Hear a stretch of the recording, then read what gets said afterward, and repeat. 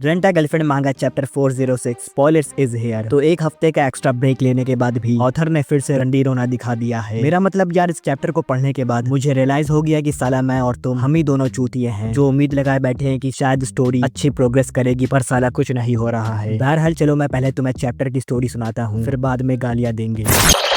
Chapter की शुरुआत में हमें दिखाते हैं कि काजुया रूका से कहता है चलो इस बात को क्लियर कर लेते हैं, यहाँ जो कुछ हुआ वो एक तरह का एक्सीडेंट था, ठीक है, वो महज एक एक्सीडेंट था, लेकिन हमें ये इंश्योर करना होगा कि ऐसा कभी दोबारा कभी ना हो। क्या तुम समझ रही हो? इस पर रूका काजुया से कहती है नहीं। फिर काजुया उससे कहता है तुम खुद को दूसरी लड़की कैसे कह सकती हो, तुम अभी जवान हो रूका, तुम्हें कभी भी ऐसी बात नहीं कहनी चाहिए, ठीक है। ये सुनकर रूका फिर से काजुया को ना बोलती है। इसके बाद काजुया रूका से कहता है और ये बात अब और भी ज्यादा सच हो जाती है जब ये तुम्हारा फर्स्ट टाइम हो, तुम किसी और बेहतर इंसान के साथ रहने लायक हो, ना कि मेरे साथ। और इस पर भी रूका काजुया को नहीं ही बोलती है और ये सुनकर काजुया बहुत ज्यादा परेशान हो जाता है। फिर वो अपने मन में कहता है ये तो हद से ज्यादा जिद्दी हो रही है, कुछ घंटे पहले वाली समझदार लड़की अब पूरी तरह से गायब हो चुकी है। इसने कहा कि इसे पहले से ही शक था कि मेरे और मिजुहारा के बीच कुछ चल रहा है, तो क्या इसे एक्सेप्ट करने के बाद भी उसने ऐसा बिहेव करने का चूज किया? आज जो हुआ उसके बाद शायद उसकी उम्मीदें फिर से बढ़ गई होंगी, इससे वो एक्साइटेड हो गई थी। इसके बाद रूका काजुया से कहती है मैं तुमसे कुछ पूछना चाहती हूँ, क्या तुम्हें लगता है कि तुम अभी मिजुहारा के साथ सेक्स करना चाहोगे? ये सुनकर काजुया बहुत ज्यादा हैरान हो जाता है और फिर वो घबराते हुए कहता है क्या ये तुम कैसी बातें कर रही हो, सच में क्या तुम पागल हो? ये सुनकर रूका कहती है मैंने इसके बारे में सुना है, मुझे पता है कि ये सुनने में क्रूर लग सकता है, लेकिन जब लड़के अपना काम खत्म कर लेते हैं तो उन्हें वैसे अर्ज फील नहीं होता है। इस पर काजुया उससे कहता है फिर भी तुम कैसे एक्सेप्ट कर सकती हो कि मैं इस वक्त इसका जवाब दूं? फिर रूका उससे कहती है तो शायद तुम मिजुहारा से उतना प्यार नहीं करते हो जितना तुम सोचते हो। यह सुनकर काजुया अपने मन में कहता है ये कैसा सवाल है, क्या मैं मिजुहारा के साथ सेक्स करना चाहता हूँ, वो भी मेरी पोस्ट नट क्लैरिटी के दौरान? मुझे यकीन नहीं हो रहा है कि रूका मुझसे ये पूछ रही है। इसके बाद काजुया खुद को मिजुहारा के साथ वो सब करते हुए इमेजिन करता है और फिर वो रूका से कहता है हाँ मैं करना चाहता हूँ। ये सुनकर रूका काजुया को काफी गुस्से से घूरती है और फिर वो उससे कहती है तो फिर क्या तुम मेरे साथ भी करना चाहोगे? यह सुनकर काजुया मेरी रूका को काफी गंदी नजरों से देखने लगता है।